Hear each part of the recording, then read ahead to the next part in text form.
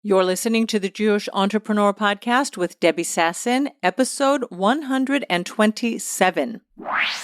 If you want to make six or multiple six figures this year in 2024, then my group coaching program, Wired for Wealth, is just for you. Wired for Wealth is my lifetime access coaching program designed for coaches, creatives, and service providers who want to create consistent $5K, $10K, and $15,000 income months with a small audience. Wired for Wealth is the only group program that includes live weekly group coaching calls, business strategy, an income-based curriculum, copywriting, editing, and feedback, money mindset, and so much more to walk you into a six and multi-six-figure business that will take care of your family. We will support you through all of the challenges, difficult decisions, and growth that comes with growing a six-figure business in this industry. I have walked several clients into their first $50K, $100K, $200K, and $500,000 years using our Wired for Wealth method. And I will be sharing all of the details inside of my free masterclass, 5 Pricing Myths You Need to Bust to Make More Money and Keep It, happening on June 6th. You can go to my website, debbiesasson.com/wealth to get all of the details.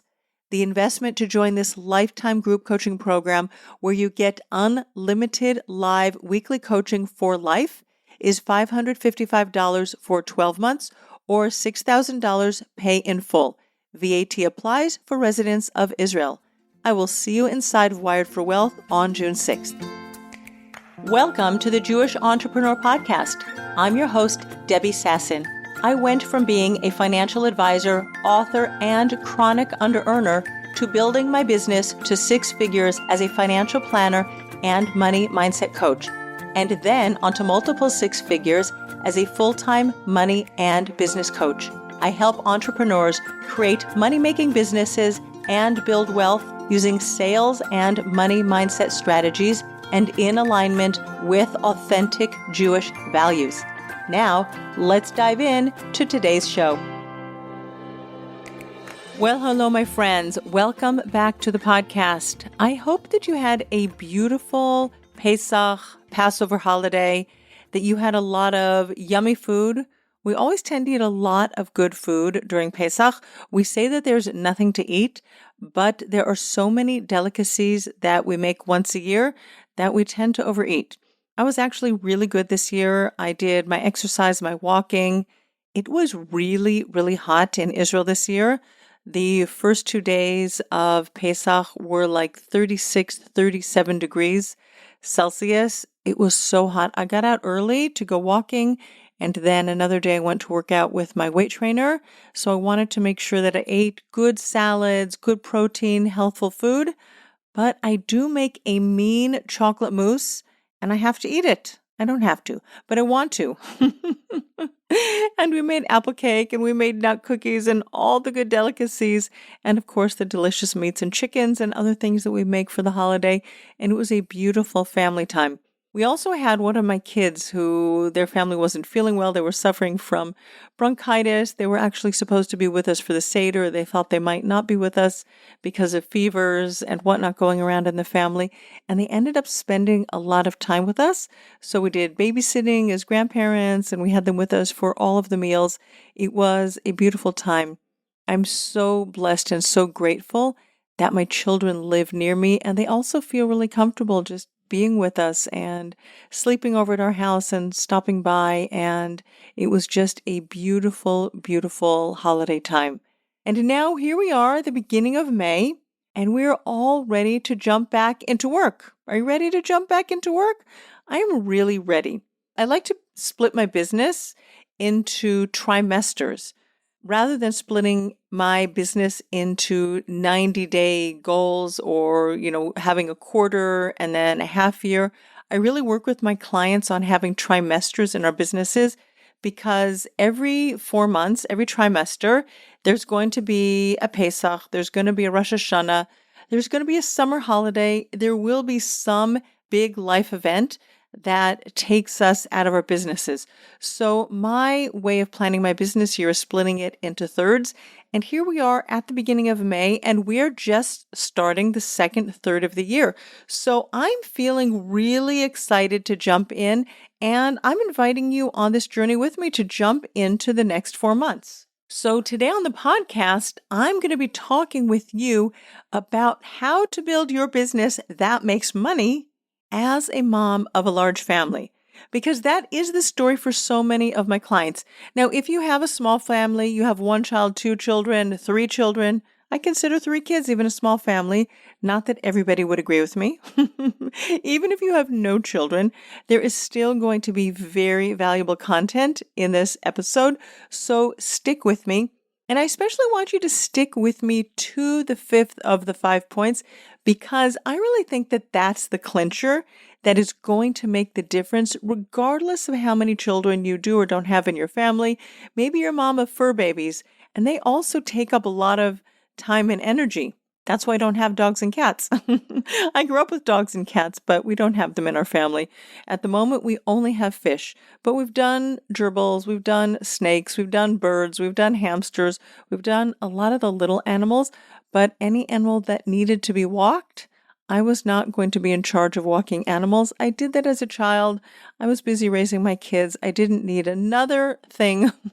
Beautiful fur babies. I love dogs and cats, but I didn't need another one that I needed to take care of. So today we're going to be speaking about how to build your business as a mom of a large family. So the first thing that you want to do is to pick the type of client whom you serve. You might call this your ideal client avatar, your ICA. You might call it your target audience. You might even call it your niche. And I don't believe that you need to get very, very specific about your niche until you've generated $100,000 in your business. I think for many of us in the early stages of our business, we're just figuring it out. We're trying to figure out, who do we like to serve? But I think that after you've been in business for a while and you've worked with some people, you're getting an idea. Do I like to work with adults? Do I like to work with children? Do I like to work with consumers, or are businesses my ideal clients? Is it older people or younger people? And of course, it depends on the kind of business that you're in, but you do want to define your ideal client, your ideal avatar, the niche that you serve. And here is the most important point that I want you to know as a mom of many, as a mom of a large family. It is really important to choose a client or a type of client who has a problem that you know how to solve, or a desire that you know how to help people satisfy. And you need to pick that niche based on a type of person who can pay you. Now, you might turn around and say, Debbie, but I want to help all of the people. There are so many people that can't afford to work with me. And I want you to hear me out as we talk about this. I want you to imagine, for example, that you're a copywriter, or you could be a coach like me, and you work with other businesses, other business owners, or you're a website designer and you build websites for other businesses. And I'm speaking specifically about B2B, business to business at the moment, but it also works for business to consumers. If, for example, you're a weight loss coach and you work with what I call civilians, not business owners, you work with just regular people, nobody who's building a business, it works the same way. We can all have a big place in our hearts for those people who can't pay. And I understand that there are a lot of them. And I really, really do try to do the best that I can to help people who can't afford to pay me, don't want to pay me. This podcast, for example, has a tremendous amount of valuable information, and it goes out into the world for free. And so people do get served with my free content. And certainly if you're in the early stages of your business and you're just finding your sea legs, you're just perfecting what you do, you might work with 3 clients or 5 clients or 10 clients at a low price, or you might do it for free. And I remember when I was just starting out, and I was so grateful and so thankful for those people that offered their services at a low price. They were like me. They were just getting started. So I totally agree with you that it's really something that comes from our hearts to want to be able to serve all people at all stages of our business and to be affordable. But especially as a mom of a large family, you have a lot of expenses to take care of your family. Just the food. Having just lived through the beautiful holiday of Pesach, of Passover, our food bill to serve our beautiful, loving, large family wasn't small. It was a tremendously large bill. The chickens, the meat, the vegetables, the everything, the matzahs, of course. I was so happy that I was able to do that, to invite my family and to serve them and to give them wholesome, delicious, nutritious food. And that costs money. Educating your children costs money. Just housing them and having a roof over their head. All of these things have a price tag. And this is where I choose. This is my value system. This is where I choose to put my money. I want to make sure that my business is generating enough money that it takes care of my household needs, that it takes care of my personal expenses, and I have enough income coming into my business that I can also take some and set it aside and invest in my retirement. I don't want all of the money coming into my business to go to my family. Of course, we also need to make sure that some of your business money stays in your business so that you can reinvest in and grow your business. So that's why you want to make sure that the clientele whom you're serving can afford to pay you and can afford to pay premium prices, especially in the first 1, 2, 3, 4, 5 years of your business. My goal for you is to serve premium high-ticket clients. When you have already made $100,000 or $200,000 or $500,000 in your business serving premium clients, then it makes a lot more sense for you to go out and create a lower price point offer for the people who can't afford to pay your higher ticket offerings. So that's why I have this podcast, for example, which is free content, but I didn't start my podcast until after I had two $200,000 income years in my business. And that way I had the resources, I had the time, I had the income and the energy. And by the way, side note, it does take money for me to produce this podcast, right? So the money comes into my business. Most of you who listen to my podcast have never worked with me one-on-one or have never worked with me in my group coaching programs. And I just feel so grateful and so honored that I can offer free resources to the world. The same thing goes for the webinars that I offer to the world, and hundreds of people come to my free webinars, and it's another way that I get to serve a broader community through free content, and it's because I also have clients who I work with who do pay my higher prices. So make sure that you have identified a client that wants what you're offering and can pay your prices. And make sure it's a high ticket premium offer so that you can continue to grow and thrive and show up in your business, and make sure that you have enough money coming into your business so that you can take care of your family. It's beautiful in the beginning, as I said, to offer something that's a little bit lower ticket, but make sure that most of your offers are higher ticket offers. That's point number one. Point number two is for you as a mom of many to organize your days and your weeks in your business. Now, if you're already running a hefty household like I am, you probably have your days and weeks pretty organized for the tasks that go on in your house. For example, on Thursdays and Fridays, I cook and bake for Shabbos, mostly on Fridays, even in the winter when the Sabbath comes in early. I like to do everything on a Friday. I might start a little bit on Thursday night, but I keep my calendar clear for Fridays. I do have some things in my freezer. I'm not one of these people who cooks once a month. I know that that is a system. I looked at it once upon a time when I had all of my littles at home, but we just seemed to go through food so quickly that I could never get the once a month cooking thing down pat. But I always have cakes and challahs in my freezer. And I cook a lot on Fridays for Shabbat, and we eat that food all week long. So it's kind of a system of batch cooking. I have a neighbor, for example. She's not an entrepreneur like I am. She's a teacher. She also has 8 children like I do. And she can't do her cooking and her cleaning on Thursdays and Fridays because those are her teaching days. But for her, Wednesday is her day off. So she cooks and she cleans on Wednesdays. And then she goes to work on Thursdays and Fridays. So whatever system works for you, if you have those principles working in your household already, like maybe you have days that you do your laundry, you have days that you do your shopping, take the same principles that you're already using in your personal life and use those same principles for planning out your days and your weeks in your business. For example, you can have a day of the week where you're working on your business rather than in your business. And here's the difference between the two. The days I'm working in my business are the days that I'm working with my clients.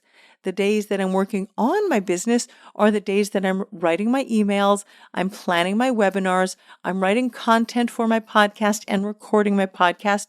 So you could take a full day, for example, like a Wednesday. I record my podcasts on Wednesdays. They go out into the world on Wednesdays. And on Wednesdays, I plan the content for my podcast and I record it on the same day. And then it gets published the following Wednesday. So if that was a system that worked for you, you wanted to do it on Wednesday, great. I also, for example, coach the entire day of Tuesday in my group coaching program, Wired for Wealth. And on Tuesdays, I don't record podcasts. I don't work with one-on-one clients. Tuesday, I have a 2-hour morning call and a 2-hour late afternoon call, my time, when I'm in my group coaching program. So I know what's happening on Tuesdays in my business. I know what's happening on Wednesdays in my business. And then I have a few scattered one-on-one clients other days, and then I'm doing other admin tasks for my business. So really plan and organize your days and weeks in your business. So there are days that you're working in your business and days that you're working on your business, and make a schedule that works for you and make sure that you take time off. Like for me, I take off Fridays when I'm working just on my home and on my Shabbos, and I take off, of course, Saturdays when I'm working on Shabbos. It used to be, by the way, that Saturday night after the Sabbath, I would work in my business and I would do admin. And now I'm so grateful that I no longer do that. And so I no longer have to work Saturday nights, and that has made a huge change in my business. But I want you to know it took me many, many years of working in my business because I'm a mom of a large family for me to be able to give up those like 1 or 2 hours of work that I was doing on a Saturday night. So that brings me to point number 3. I spoke about organizing your days and weeks. So the question is really, how do you organize your days and weeks? I like to do my planning on a Sunday afternoon. I have one VIP client that I work with on most Sunday mornings. Sometimes we take a week off here or there, one of my one-on-one clients. And I'm usually on a Sunday morning, I'm still getting my laundry done and getting my house straightened up back together after the Sabbath. So by Sunday afternoon, my brain has sort of kicked into business gear. And it's the time that I sit down with my journal and I do a brain dump of all the things that I need to get done in my business during the coming week. So it could be that it's the end of the month and I need to get some organization done for the taxes for my accounting. There might be some invoices that still need to be issued or some expenses I need to chase up after to make sure that I have the receipts. So that might be something that I do in my business. And of course, as we talked about, there's the days that I'm recording my podcasts, and there are the days when I'm actually thinking and planning long-term about my business. When is the next launch for Wired for Wealth? Heads up, June 6th. When am I going to have a webinar scheduled? What's the plan after summer vacation? When am I going to do the longer term activities in my business? So on Sunday in the afternoon, I do a brain dump into my journal. I take the bigger activities that take at least an hour, for example, my podcast, and I put that into my calendar. I take writing my emails and I put that into my calendar. There are the smaller tasks that might be making a phone call, chasing up after something, answering some emails, and I will create a block of time for doing admin tasks, and I have them all in my journal. I like to have that list in my journal where I cross off, but the bigger tasks I'm actually going to block the time out. I've talked about time blocking on a previous podcast, and I want to make sure that I have a block of time for doing the things that take a little bit more focused time in my business. So on Sunday, I plan out the week in my business when I'm fresh. I've had 2 days off where I have been out of my business and my brain has just had a chance to renew itself. I've slept well, I've eaten well, I've spent time away from my computer, I've spent it with my family, which has also gotten me recharged. And then Sunday morning, I show up raring to go. Here's the thing about planning your week ahead of time. Your Sunday brain is raring to go, but by Wednesday, your brain gets a little bit tired. Your brain is probably already starting to think about, what am I going to make for Shabbos this week? Who's coming? Which guests? What else do I need to do? And you're starting to lose focus on your business. You're starting to lose enthusiasm for your business. And so by Wednesday, or maybe for you it's even Tuesday, this is when your CEO self has to kick into gear and has to be committed to getting the things done that you put on your calendar. And I like to think about this, for example, like my neighbor who's a teacher. She goes to work on Thursday and she goes to work on Friday. She has lesson plans that she has to create. She has a school curriculum that she has to follow. She doesn't get the option of opting out and saying, oh, I'm tired. I really don't want to do it this week. Maybe I'm just not going to go to school and the girls are just going to run around the classroom. Nobody's going to teach them. Or maybe I'm just going to call in a substitute. She doesn't get that option because she's committed and she's getting a salary and she shows up for her job.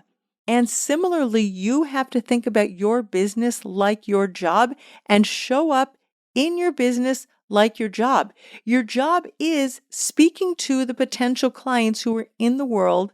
They have been divinely contracted to work with you, and they are waiting for you to show up. That is all of your marketing efforts, is going out there and connecting with potential clients, letting people know that you exist. It's you planning your content. What are you going to write about? What are you going to write about in your emails? What are you going to talk about in your podcasts? How are you going to structure a webinar? What networking meetings are you going to where you can meet new people and talk to them? Find out what their problems are. Can you help them? Do you know someone that you can connect them with? Right? These are the things, the marketing activities that you do in your business to show up for your potential clients, and you have to think about it like your job.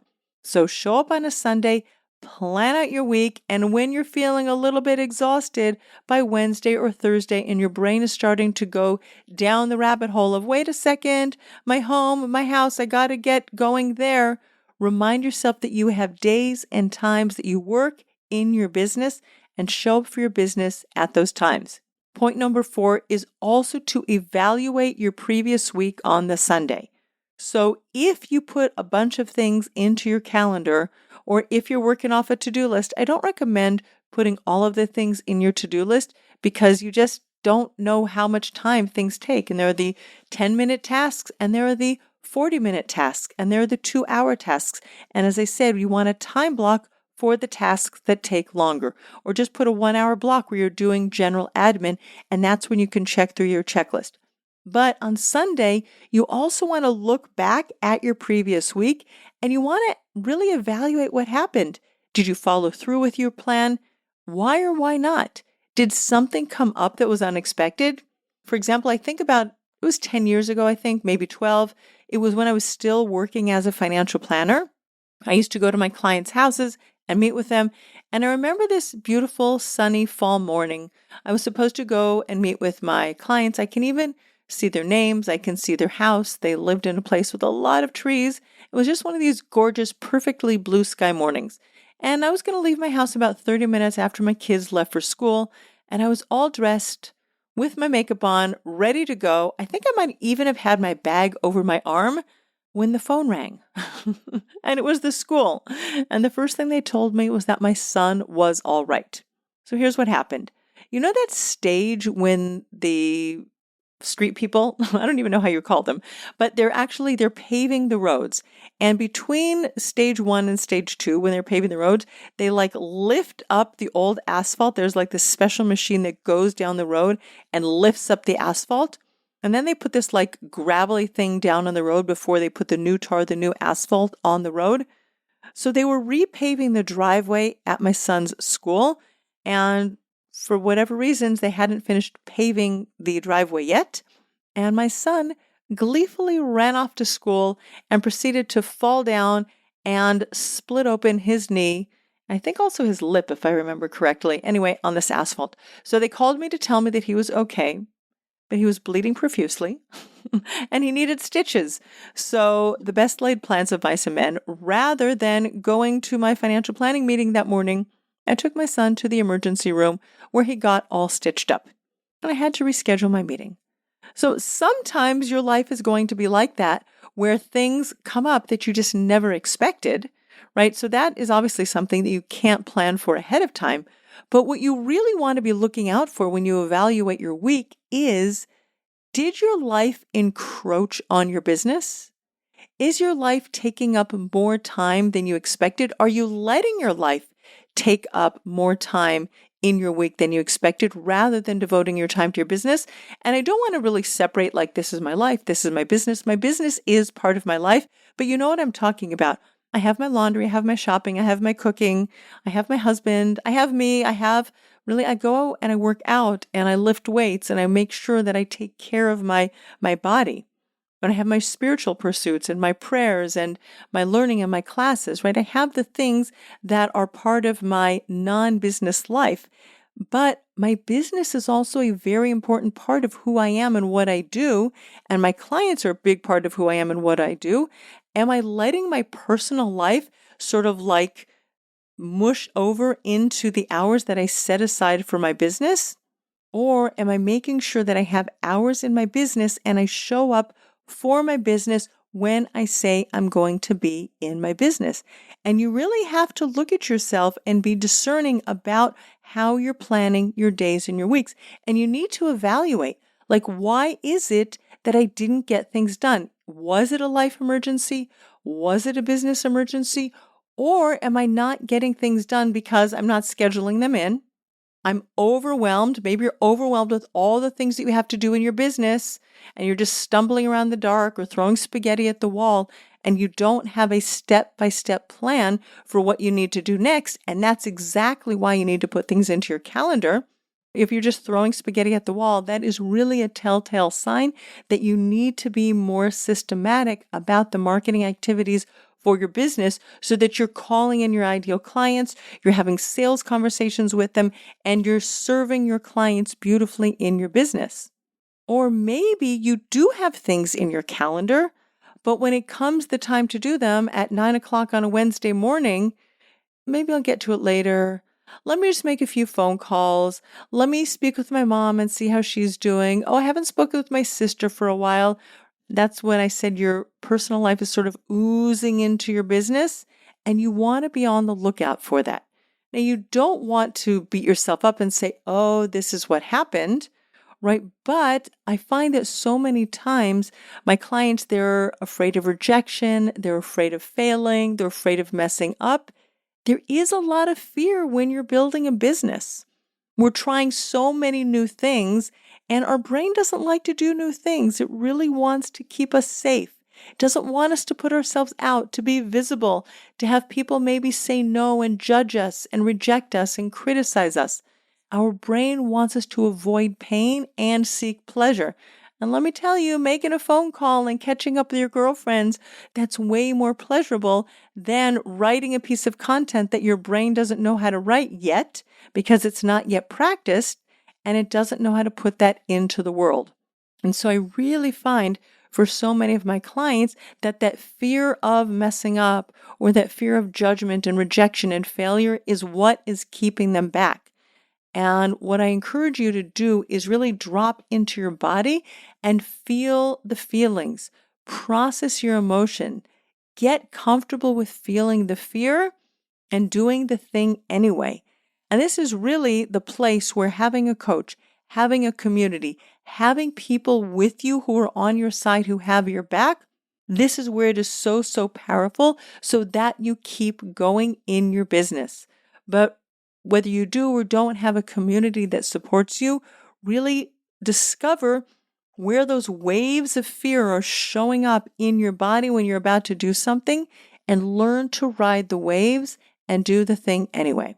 Which brings me, my friends, to the fifth point. And that is, as a business owner who is also the mom of a large family, you have to believe that you can grow a six-figure business, a multiple six-figure business, even a seven-figure business as a mom of many. And I look at myself, I'm an Orthodox Jewish woman, I dress modestly, and I have 8 children. In the global business world, there are not a lot of women who look like me.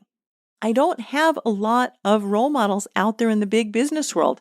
And if you're listening to this podcast, you might not have a lot of role models either. But you know what? There are just a few of us out there, more than a handful, probably numbered in the hundreds, maybe even in the thousands. And we have to keep believing that the size of our family doesn't matter. Because sometimes people with 1 or 2 kids, they're also overwhelmed with everything that they need to do with their kids.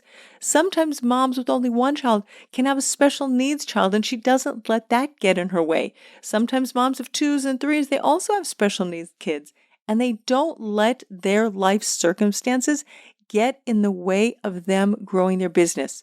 So this mindset shift has to be the number one thing that you focus on, is believing again and again and again, like really believing that you can grow a business that makes money as a mom of many.